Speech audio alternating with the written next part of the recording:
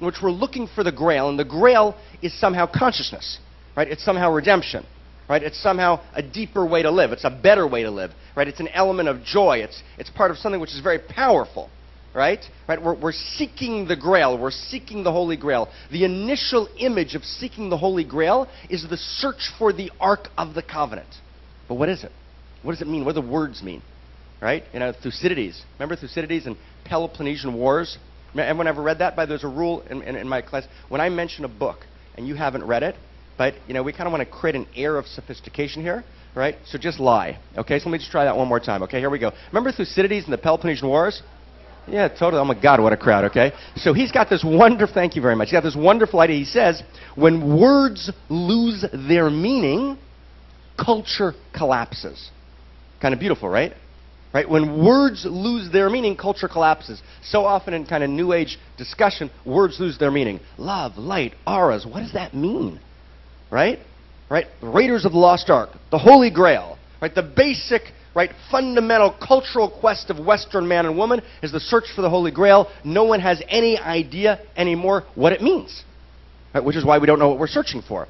Right? The Da Vinci Codes kind of sweeps America because it kind of touches that, right? How many people read the Da Vinci Codes? Okay, right? So it kind of sweeps that. It kind of speaks to something. So the source in Kabbalah of this kind of Da Vinci Code, if you will, right, Holy Grail idea is the Ark of the Covenant. It's the lost Ark, which needs to be recovered. So let's try and unpack together. And what we want to do in the next few minutes is create a field of language.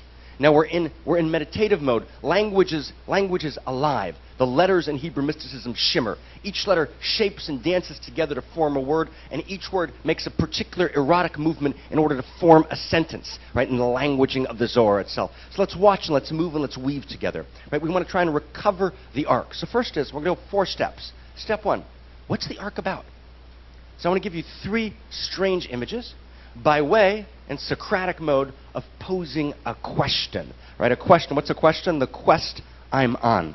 Right? The question, the quest I'm on. I want to pose a question. I want to engage with you in a quest. Right? And I want to invite you to the possibility, to the radical possibility, that actually in 1 hour and 4 minutes from now, when we walk out of this room, we might have touched something, we might have accessed some level of consciousness, some particular perspective, some insight, right, that will allow us to somehow move, dance, be in the world, which is somewhat different, somewhat deeper, somewhat more powerful.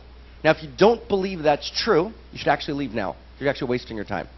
Okay? Actually, the belief that something can happen, that I can actually enter the inside of reality and touch something and bring something down and move something in the inner source code of who I am, right, that belief, the belief that God is the possibility of possibility, that's the belief I want to invite you to now, okay? So it's just not another session. We want to do something together. We want to dance together. We want to open something up together. Remember Peter Pan? I do believe in fairies. I do. I do. Ready? I do believe in fairies. I do. I do. I do believe in fairies. I do. I don't hear you. I do. I do believe in fairies. I do. I do. Say, I do believe in fairies. I do. I do. So here we go. Okay? Fairies coming down. Blessings, God. Atop the Ark of the Covenant. Atop the Ark of the Covenant. And the people who are stepping in and walking in now, the 1 or 2 people, whenever they come in, just step into the silence of presence. We're in a sacred energy field and kind of help us support it. Okay. Atop of the Ark of the Covenant, there are 2 cherubs. C-H-E-R-U-B-S. Guys, just kind of step in. People chatting there, I'm just going to ask you to step into our energy field. Right? Everyone's here. We're all in it together. One person's out, we're gone. Okay? Creating a sacred field. So the cherubs in the image of the Zohar are actually not as angelic as you might have first thought. According to the Zohar, and there's a great tradition based on manifold texts, the Shnei Kruvim, the 2 cherubs, are Me'urim Ze B'Ze. Me'urim, in Ivrit, milashon erva, means they're sexually intertwined. That is to say, atop the Ark of the Covenant, you have, right, in this case, a heterosexual model, which comes from a couple thousand years ago, a male and female cherub. locked in sexual embrace, and the text reads, "V'no'adti lecha mi bein shnei hakruvim." God speaks in that space between the sexually intertwined cherubs. All of a sudden, the ark takes on some other cast. Right? What exactly is that ark about? Right? Why are we searching for that lost ark other than kind of the male visual drive, right? Another image. But what are we looking for? That's the ark. The ark which is in the Holy of Holies of the temple. It's in the Sanctum Sanctorum. That ark, can you imagine if in your local church, meditation center, synagogue, right, mosque, right, the religious leader came in while the board was on vacation, right, and redecorated. Okay? Now I have to tell you that in the temple in Jerusalem, not only was there a pair of cherubs above the ark and the Holy of Holies, there were two freestanding cherubs in Solomon's temple, and the walls of the entire temple were covered with different forms of imagery of these two sexually intertwined cherubs. Kind of makes going to shul a little more interesting. Okay? Right? So what does that mean? I mean, clearly, right, the temple's not supposed to be the Playboy Mansion. Okay, so there's something happening here, right? It's not just some affirmation that sexuality is positive. Right? That's a kind of pallid, right, and superficial, right, play with this, right? And the opposite of the holy is the superficial. Okay, the opposite of the holy, right, is the superficial, right? Divinity derives from depth.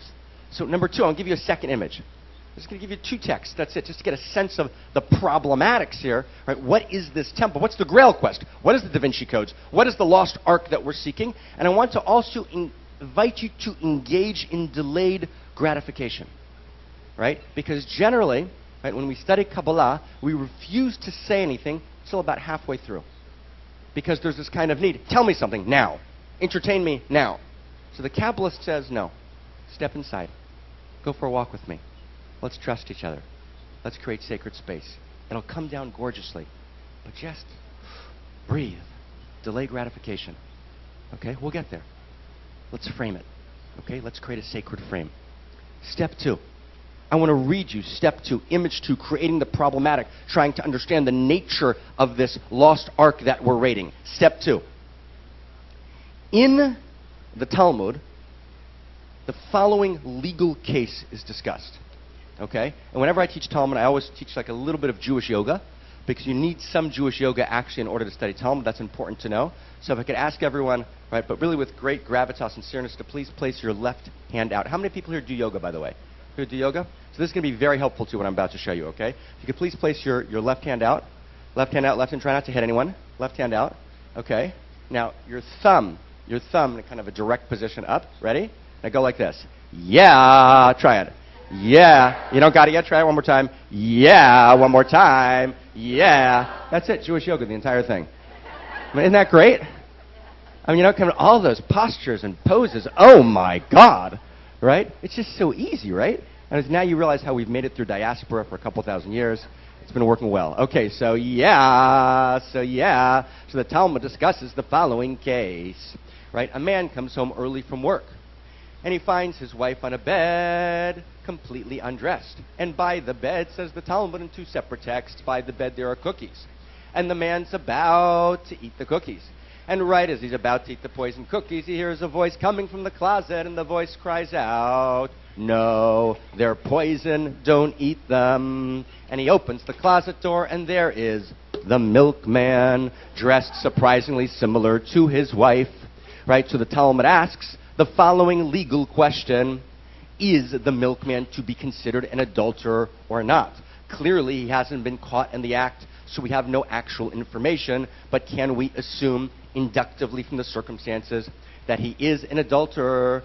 And the first opinion in the Talmud is, what do you think? Do you think he's an adulterer or not? Well, says the Talmud, if he would be an adulterer, he would want to get the woman.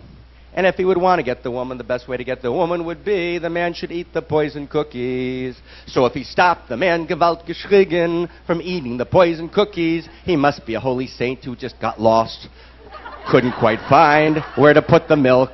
Okay, that's the first opinion in the Talmud. And then another voice from the back of the Beit Midrash, the back of the study hall, backbencher raises his hand and he says, "No, no, no, 999, nish, nish, nish.